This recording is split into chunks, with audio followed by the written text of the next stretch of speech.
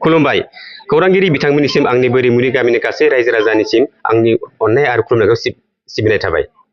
दा जोंहा दिनैनि बे सेकाथि माइनाव फोरबो बे माइनाव फोरबो फालिनाय सान बे माइनाव फोरबो फालिनाय सानाव जोंहा जोंनि बोरिमुनि गामियाबो नै जोंहा बिमा माइनावखौ बावथिनो लादों आरो जोंहा बोरिमुनि गामिनि गासै रायजो राजा खौसे जानानै बे दिनैनि बे सानखौ जोंहा गाजा गोमजायै फालिलांनो हागोनखौ आं मिजिंथिनानै जोंहा दिनै बे मेलखौ सेकाथि माइनाव फोरबोखौ जोंहा बावनो आखायाव लादों।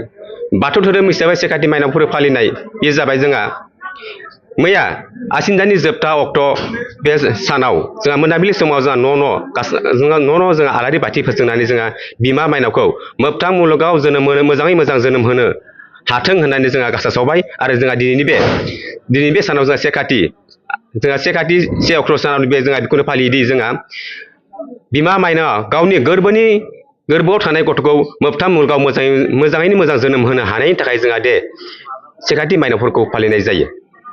जोंहा माइनावखौ बेनिखौ हरनाय जायोदि जोंहा गामिनि खेराइसालि जोंहा गासै रायजो राजायानो जोंहा बिमा माइनावखौ हाखर दैखरनिफ्राय जोंहा बुरखांना लाबोनानै जोंहा बयनिबो न' हरनाय जायो। मानो होनोब्ला जोंहा जोंनि गासै न'खरखौ अरायबो गांगा होना उखैगा होना गथ' गथायखौ सुख सान्थि आलो गोजोन लाखिनो थाखाय जोंहा बे बिमा माइनावखौ न' राननानै हरनाय जायो।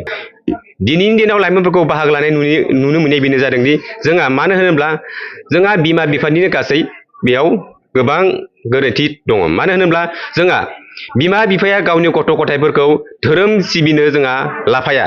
मानो होनोब्ला बिमा बिफाया गावबा गावनि गथ'खौ धोरोम सिबिनो लाफ्लायोब्लासो जोंहा गथ' गथाया धोरोमनि फारसे एसे सिबिनायखौ लाबोयो आरो जोंहा बेबायदि धोरोम सिबिनो आखायाव लायाब्ला जोंनि बाथौ धोरोमनि गासै बे साननायफोरानो फेलें जानो हागौ। बेनिखायनो आं सानो जोंहा जोंनि बिमा बिफायानो गावनि गथ' गथायखौ बाथौ धोरोम सिबिनो थाखाय थाग थियारि आरो हेफाजाब होनांगौ।